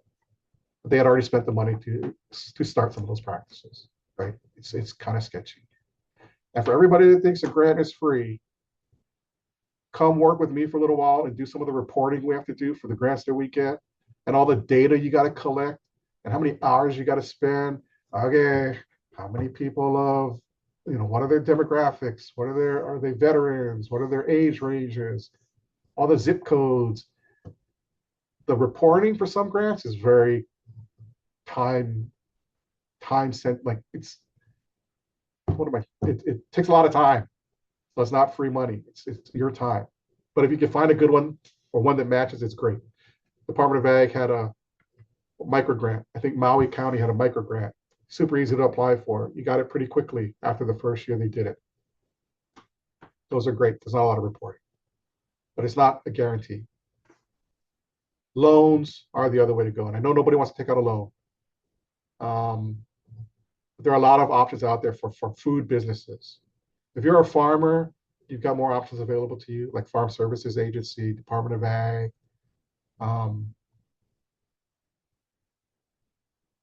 If you know how much you need and what you need it for, reach out to me and I can help you walk through some of the options that are available. I have the slide for Feed the Hunger Fund up here. I'm not getting any kickbacks from them, but the reason I have them here is because they're a really good opportunity for funding for smaller manageable amounts. I think it says what, 5,000 to 250,000. Their interest rate might not be as good as a Fed's, but they're super flexible. They've got coaches that can work with you. They can talk to you, and maybe it doesn't work out with them. They can help you work with somebody else. But they've got access to a Kiva program. So Kiva is a crowdfunding program where it's like Kickstarter or something, right? For food businesses. You go on there, you say, I need money for this small amount. People see that and they all donate like $100 here, $50 there, no interest. You pay it back as you can. Go Feed the Hunger Fund is a good kind of inroad into that opportunity. I had $200 on Kiva that I donated to somebody, and they paid it back. Awesome. But then, like, it took me forever to find another Hawaii-based operation that was looking for funding. So I had that $200 sitting there, just waiting to give it to somebody. I'm sure there's a lot of people. There's a lot of third world countries that are on there, but if you've got a good social media presence, if you've got a lot of friends and family, crowdfunding might be a good way to get money and not have to pay any interest. So think about it, look into it. Just some notes. Make sure it's something you need versus something you want, right? Grants are great for things you want, but not things you need. The crowdfunding is Kiva, sorry. Think about the timing of when you're going to get money, right? If it's a grant, there's going to be a delay. Sorry, I put farmer resource class will introduce some of the options. That's our general. I teach this class to our beginning farmers. Put Erik will introduce some of the other options if you want. Reach out to me if you want to know other funding options. Think outside of the box, right? Like sometimes if you're a veteran, there are veteran-sponsored organizations that offer funds for veterans, right? For women in agriculture, there are some programs that offer funding to women-owned businesses. So there are a lot of different kind of options out there. Okay. Daniela, do you have a question? Did you want to ask something? Yes. Okay.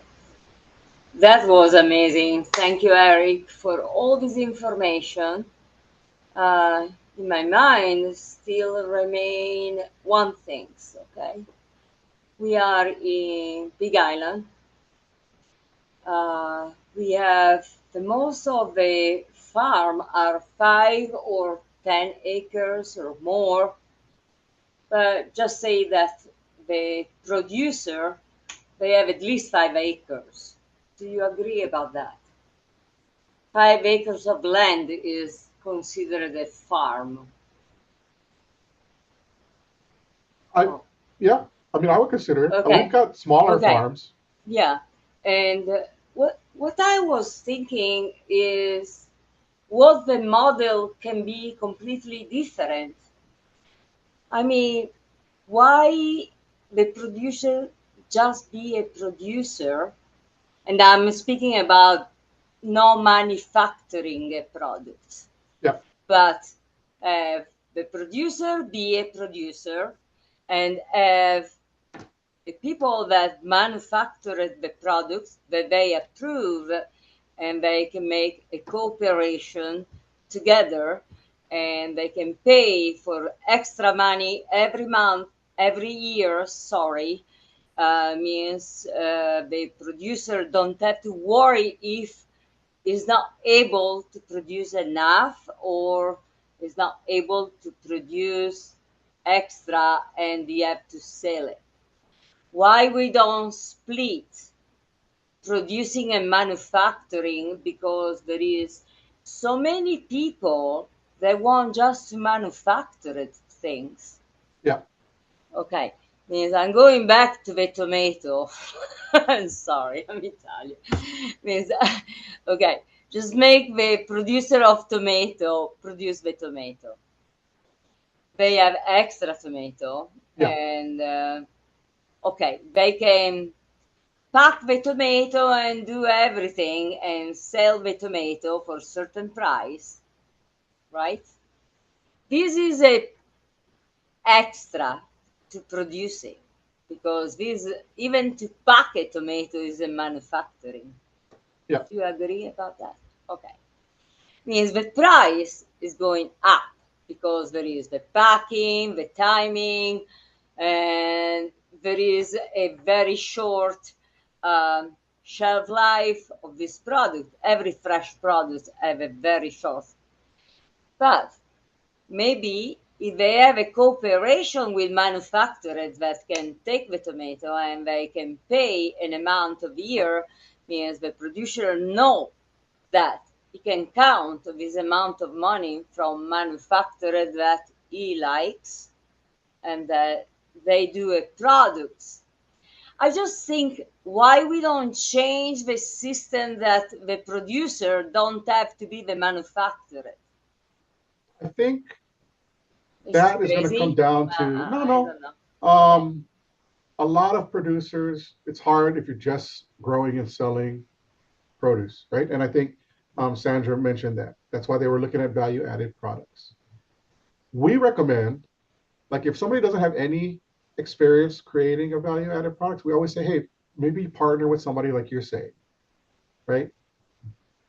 The caveat being that they still have to be able to get a price from that person they're partnering with.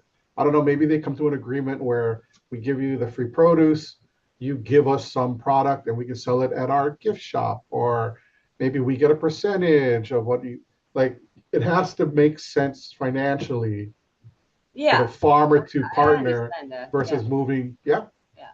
So But you understand, it will be a yeah, problem of the manufacturing to manage the money. But if the manufacturer can count in certain amount yeah, every year, the producer will be more relaxed and just produce a beautiful products, yeah. and it can have, you know, No, no, I totally 2 or 3 understand. manufacturers. It is a small business. It's not a big.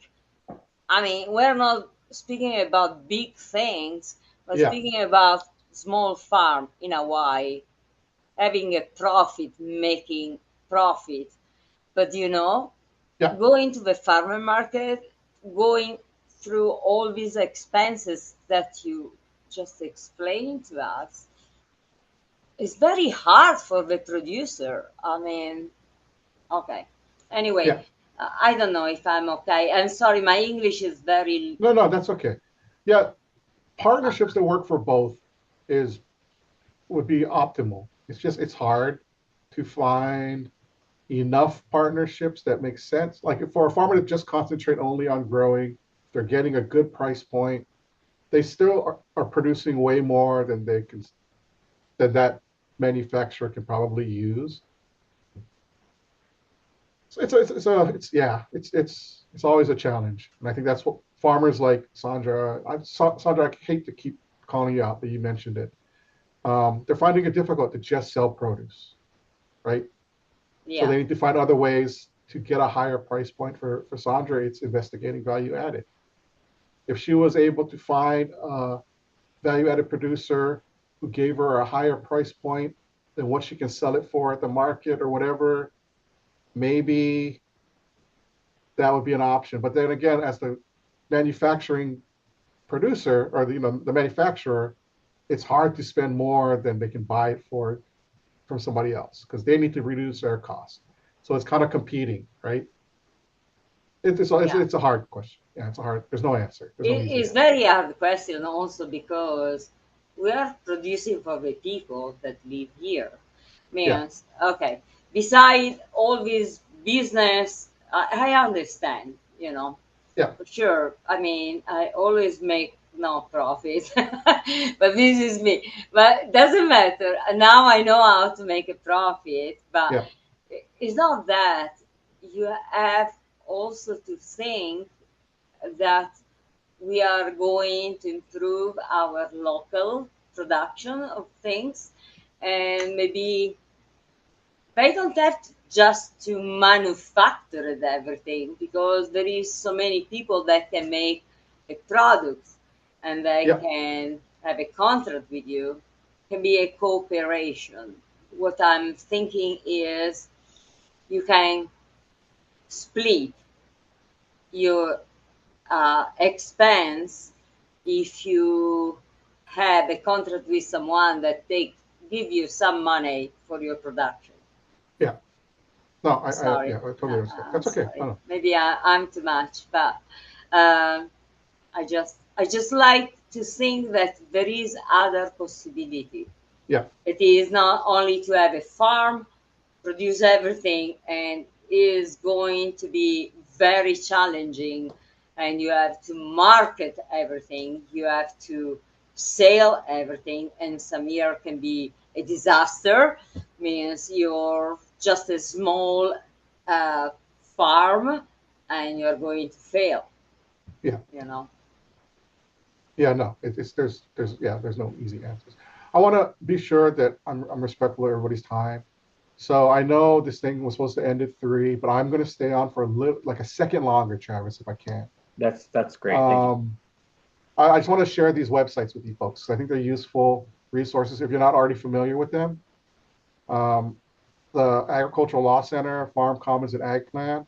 I want to just be sure I share that with you folks. So let's see. Ag Law Center. The link is in that slide. They've got a lot of useful information.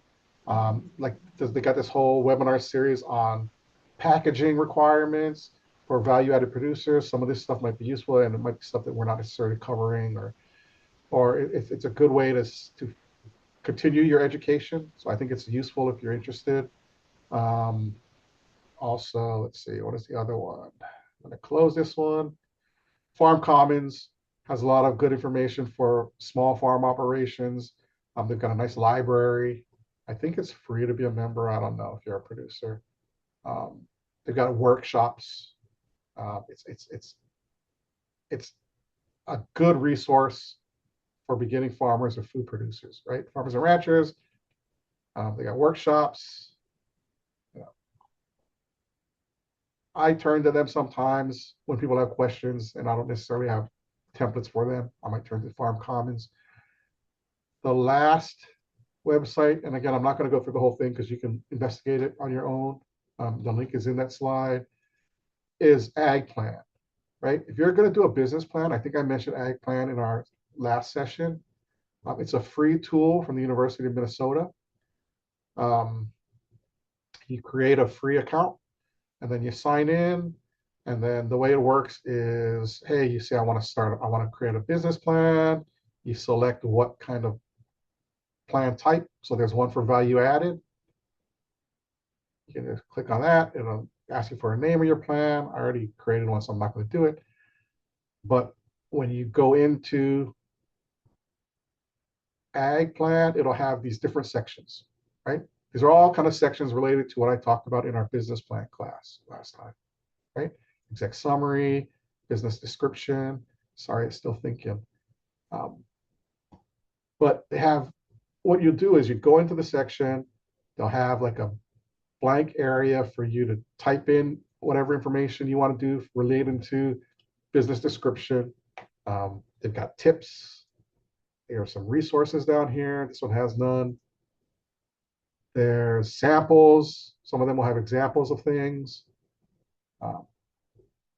The downside of Ag Plan is it doesn't have spreadsheet capabilities that I'm aware of. So for pictures, you got to cut and paste. For tables and cash flow projections, you probably got to do it in a spreadsheet and then cut and paste it into here. But at the end, you hit this print button and it'll print out a business plan for you, right? It takes everything you put into all those different sections and it just kind of makes a table of contents. It has the headers. You might have to go in here and play around with some of the formatting to make it look pretty, but it's a free tool to help you create a business plan. Like I said, every section has some examples. It's super useful. If you don't know how to do a business plan, it's a great way to take it piece by piece and get started, and then it'll throw it all into this thing for you. And it costs no money. So like I would highly recommend Ag Plan. I don't get any money if you use it, but it's a super useful tool. But that's all I had. Sorry, I went a little bit over. I think our introductions might have took some of the time that I was going to, but I'm happy we did it. I'm glad we did it. I'll stick around. Travis, if you have questions or if you want to chat, if anybody has questions and you didn't have a chance to put in the chat, I want you to feel free to unmute yourself and ask now. Yeah, thank you so much, Erik. Really appreciate your expertise and your time today. There's a couple links in the chat for anyone interested. I linked a resource there for value-added producers, as well as a survey for our workshop, if everyone wouldn't mind filling that out. But please open the floor for questions if anyone does have any. Can you put the link to that ag legal in there, or what is that called?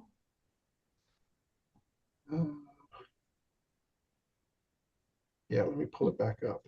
Yeah, and Sandra, I do have Eric's slide deck that we'll be sending out to everyone in the cohort. So you'll have this entire presentation along with all of the links and info that Erik went over today.